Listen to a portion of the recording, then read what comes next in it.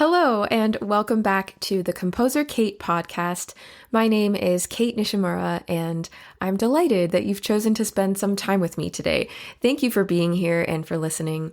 Although I'm recording ahead of time, this episode will be published on Earth Day, so happy Earth Day, everyone. I have a tiny deep dive on Earth Day if you're curious, and if you're not, you're going to get it anyway. So here we go. Earth Day is celebrated annually on April 22nd. The first official Earth Day was celebrated in 1970, and that sort of marked the start of the modern environmental movement.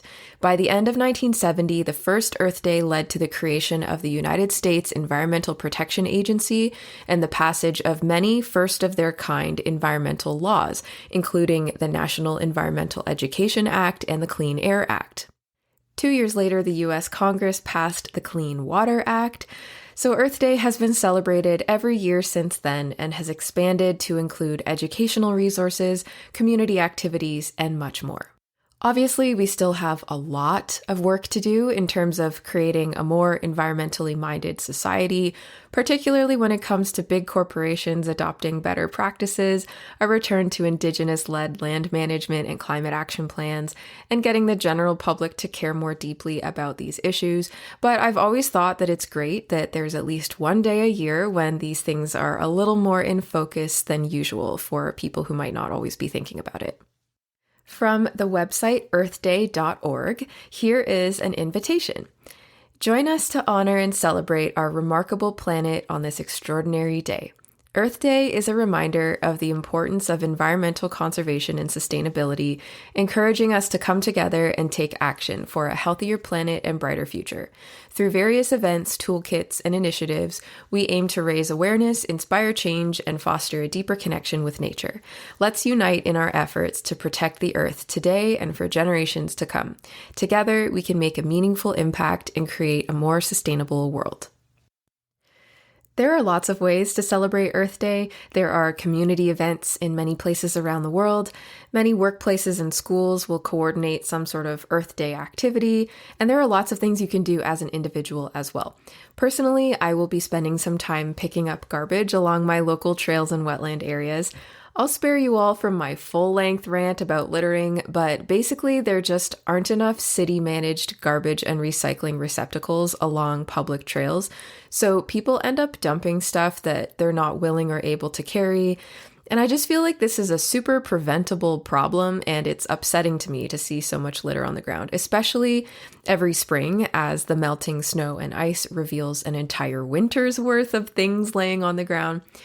So anyway, my partner and I have these little claw picker-upper things that we take out with us around this time of year to pick up trash and do our small part in keeping our green spaces healthy and thriving.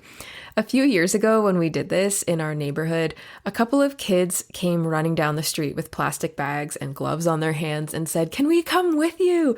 And it was super cute. Their parents watched from the porch as they ran along with us and helped us pick up garbage from the park across the street. It was very sweet to see that kind of enthusiasm from young kids. There was one kid who just kept asking questions like, "Why do people throw it on the ground?" And "Doesn't it make it harder for the plants to grow?" It was honestly a really wholesome interaction, and it was nice to have them join us. So you just never know who you may inspire by taking the initiative to do something like that yourself. So whether you're actively participating in Earth Day or not, I hope you're able to make some time to go outside today, even if it's just a 5-minute walk around your neighborhood, or maybe you can eat your lunch outside if it's nice enough where you are. Take your work break outside instead of sitting inside. If you are stuck inside all day, maybe you can make a little pact with yourself and make a plan to connect with nature in some way the next time you get a chance.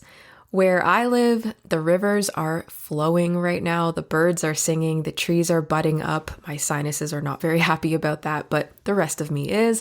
And gradually, all the tiny flowers are just starting to bloom. It's such a beautiful time of year, and I feel immensely grateful to have built the kind of life where I can be in such close proximity and connection with nature on Earth Day and every day. Speaking of blooming, the piece we're talking about in today's episode is called Bloom. How's that for a segue? Bloom is a 2-minute piece for grade 2-ish concert band. I'm kind of on the fence between grade 1.5 and grade 2, but it's definitely somewhere in that range. It was commissioned by the TMS Modern Music Ensemble, directed by Rachel McDonald, and premiered in the spring of 2018. TMS is the Toronto Montessori School, located in the Greater Toronto Area of Ontario, Canada. As you may have guessed from the ensemble name, this was a bit of a non-traditional band commission. Rather than being a standard concert band, the Modern Music Ensemble was a mixed-level, mixed instrumentation group of students who met after school to work on a variety of styles and genres of music. So the version of Bloom that they first performed had slightly different instrumentation than the published version, which includes all the standard concert band parts. There is a piano part for this piece, which is a fun element if you've got a student who can play piano in the band. It's like an easy piano part. It's matched at the level of all the other parts. It's not like a more advanced teacher part or something like that. So you can totally assign it to a student if you have somebody who can do it. There is also a simple drum set part in this piece, which is also very fun. So the teacher who commissioned this piece indicated to me in our initial commission meeting that the students were not super interested in playing classical music. They really wanted to play pop music arrangements, music from TV and movies, anything in a pop style. She wanted to provide the kids with musical opportunities that excited them, but she also wanted to make sure that they were playing music with pedagogical value and learn about living composers. So she came to me with this proposition of writing an original piece of concert music that sounded and felt like playing a familiar pop song. At the time, back in 2017 or so, I was doing quite a bit of songwriting. None of those songs were ever shared with the world, but it was something I was exploring just for personal expression. I share this because at the time I already had pop songs and catchy melodies and chord progressions on my mind, so receiving this kind of commission was pretty cool to me. Now, I know some conductors and educators are pretty adamant that pop music arrangements don't belong in the music room, or that these arrangements are not quality music or don't contribute to teaching the curriculum. There are others who feel the complete opposite and would argue that meeting students where they're at in terms of their musical interests is important in maintaining engagement and even enrollment, and that including popular music allows for connections with students' lives outside of the classroom.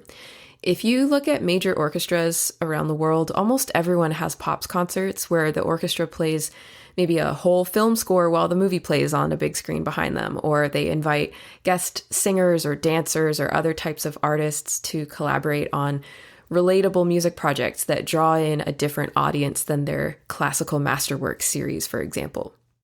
Personally, I love pop music, and I believe there is value in all musical genres, and that with intention and thoughtful programming, there is a place for many, many types of music in the classroom and in the concert hall.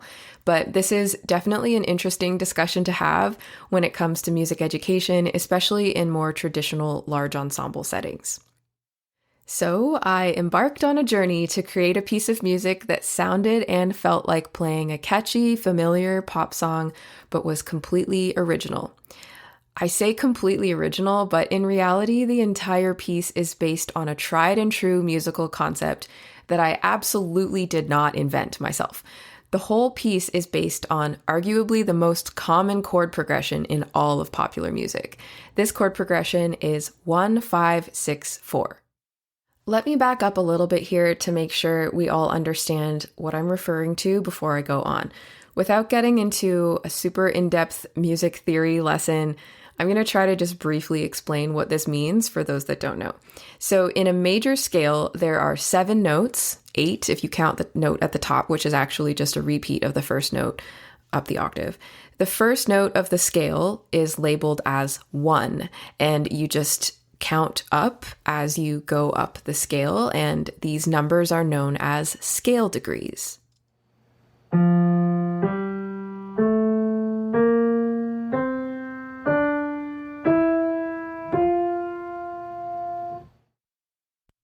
A chord is 3 or more notes played at the same time, and you can build a chord on top of each of these scale degrees, and these chords would then be labeled as 1 through 7 going up the scale.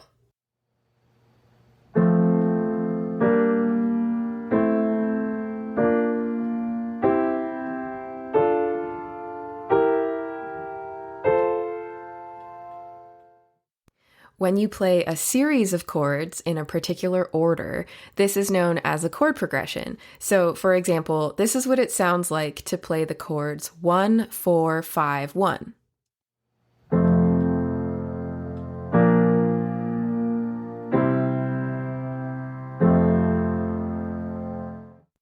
This one is 6, 2, 5, 1.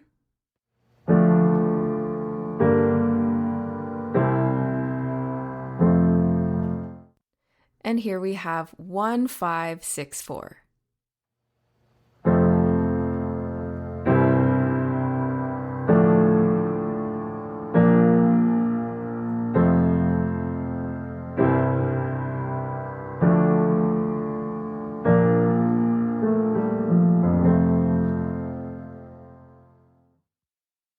That last one is the chord progression that I used in Bloom.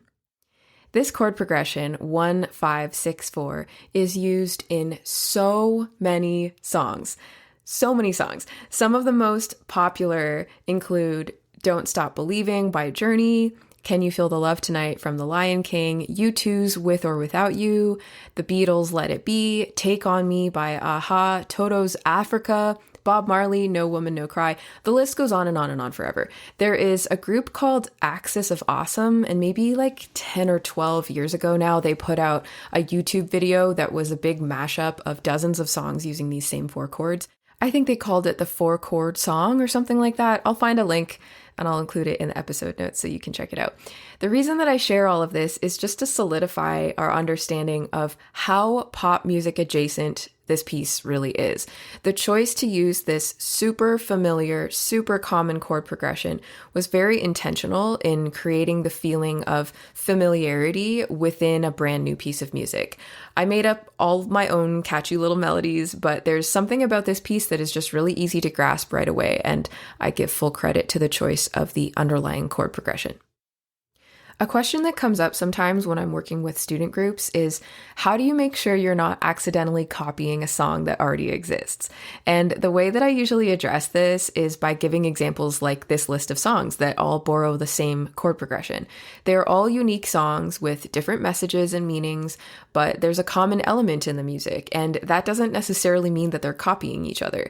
At this point in history, pretty much everything has been done before in some capacity, and we're all just recycling concepts and ideas in new ways and calling it our own. So unless you're fully plagiarizing on purpose, I don't think anyone needs to be super worried about this when you're just starting out with writing your own music. In fact, using something familiar could be a really great way to get started. Take a combination of chords that you already know is going to work and then add your own layers on top of that. I think that's a perfectly valid way to get started with creating your own music and experimenting and feeling more and more confident to explore your own musicality. Okay, so now that you know more about the musical context, let's listen to Bloom. The recording I'm about to play is actually MIDI audio created with software. I used music notation software called Dorico with a plugin called Note Performer. This combination of programs creates relatively realistic representations of my music, and although it's not the same as a live recording by real human musicians, it gives us a pretty good idea of how things should sound. I do have live recordings of this piece, but because the piece is around a grade 2 level or 1.5, the ensembles who typically play it are often playing in spaces that are less than ideal for recording, like auditoriums and school cafeterias and gymnasiums. It's also popular with elementary school and middle school bands, junior ensembles, that kind of thing, which is amazing. But again, this doesn't always lend itself well to getting really good recordings. So I'm showing you this MIDI version just to make sure that you can really hear all the parts clearly. Shout out to my friend Alicia Kennedy, who bought this piece recently for her school band and asked me if I could share the MIDI recording with her for this very reason. So that prompted me to decide to share it here as well. And I know she listens to the podcast, so hi, Alicia. I hope you and your students enjoy working on Bloom. Okay, here's the recording, and as you listen, see if you can hear that familiar chord progression.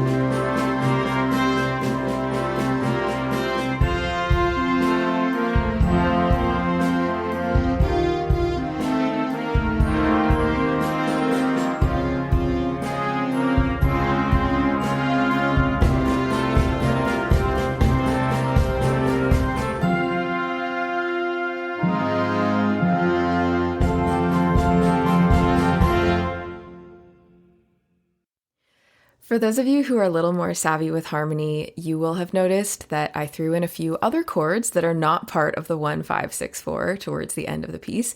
There is a flat 6 and a flat 7 in there just to add some fun color and variety as we build towards the end of the piece. These chords are also pretty classic choices in pop music too. Something that I think could be fun for anyone working on this piece with an ensemble is to see how many other songs you can layer over top of Bloom. Maybe as a class, you can listen to the recording and demonstrate playing or singing melodies from other songs that also use this chord progression.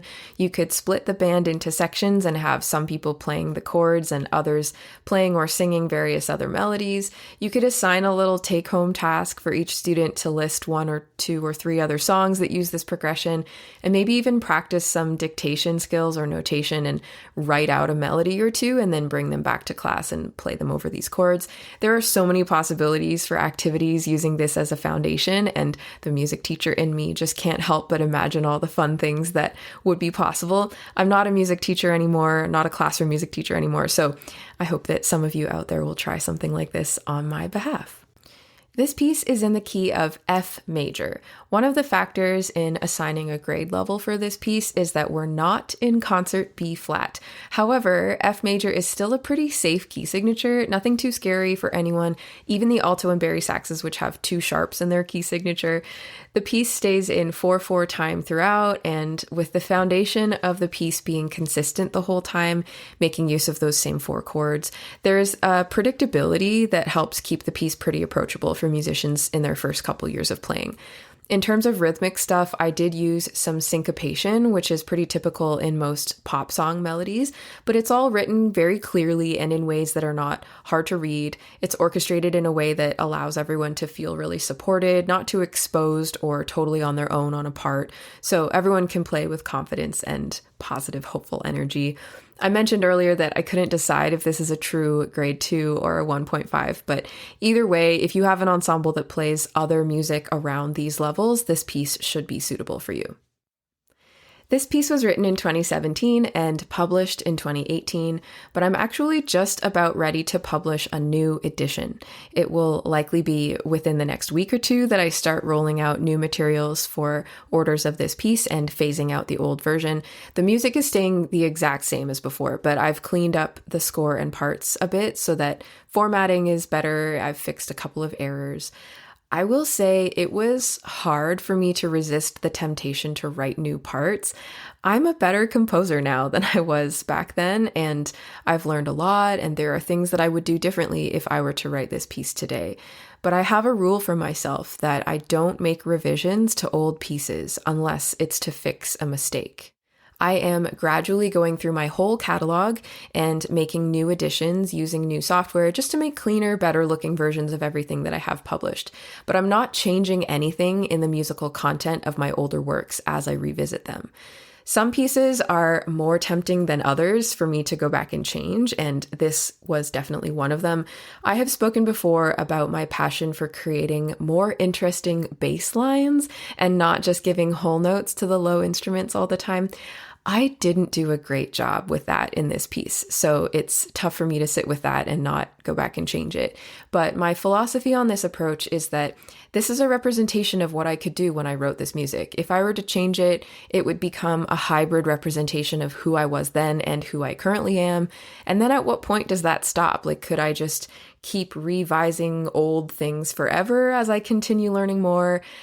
Everyone has a different way of creating and all approaches are valid, but for me, I choose to see my past body of work as a bit of a time capsule, keeping a record of who I was as an artist and being able to see and hear my own growth and evolution over time. There is a book by composer and author Dale Trumbore that I've learned a lot from. It's called Staying Composed: Overcoming Anxiety and Self-Doubt Within a Creative Life. I highly recommend this book to anyone who considers themselves to be creative. Composers, artists, musicians, performers, teachers, pretty much anyone who does anything creative or supports someone who does. The link is in the show notes if you want to check it out. At some point in the book, Dale writes about the concept of taking your new ideas with you into into future projects rather than continually revising old work with better ideas. She suggests that if you find yourself coming up with something that might have worked better for a past project, to just use that new idea in the next thing you create instead. And I think that aligns really well with my philosophy on not revising old work. I know that I could write better bass lines now, and I do in every other piece that I write. I'm sure I'll get even better at other things as I go forward, or I'll try new techniques or explore other styles. One of the best things about being an artist is that I get to keep trying new things forever. So that's my stance on that, and keep an eye out for a new version of Bloom coming out and a new edition of pretty much everything in the coming months and years. Okay, so I have just a couple quick things to share before I wrap up this episode. The first one is about the title. The reason I chose the title Bloom is because I was asked to write about growth, courage, and perseverance within a lighthearted, pop-inspired piece. I was thinking about that expression that goes something like, courage is the flower which blooms in the snow, suggesting that a plant which trusts itself to grow despite adversity, against all odds, is an example of courage and is something that we can all learn from. I liked this metaphor for a piece of music that was meant to bring developing musicians together, and I think a title like Bloom is open-ended enough that it invites people to connect and draw their own conclusions about what they can communicate through this piece. It's become quite popular for spring concerts as well because the subject matter of things coming into bloom and all of that, so I think it works really well. I've been trying to remember to talk about my score covers. So the score cover for this piece is another example of my own photography being included in my published works. This one is a photo I took in my mom's garden. The picture is of an echinacea or purple coneflower plant in bloom. I've always really liked these flowers, so it felt like a good fit for the cover for this piece. All right, that's it for this episode on Bloom. Thank you so much to Rachel McDonald and the TMS Modern Music Ensemble for commissioning this piece. And thanks to everyone out there who has chosen to include this piece on their spring concerts or concerts at any time of the year. If you are interested in adding Bloom to your own library or future music wish list, please visit my website, katenishimura.com. A reminder that I'm still doing Instagram shoutouts for people who are performing my music on recitals, concerts, festivals, etc. So if you are performing a piece of mine, please tell me about it with some details and I'll share about it on my Instagram stories. I've been saving them all to a highlight on my page called Shoutouts, so you can always check that out to see what other people have been performing. Thank you so much for listening to this podcast. If you have enjoyed it, please consider subscribing to the Composer Kate podcast and sharing it with someone in your life. If you want to go the extra mile, you can leave a rating or review to help me grow my audience. Thank you again for your support, and I'll see you in the next episode.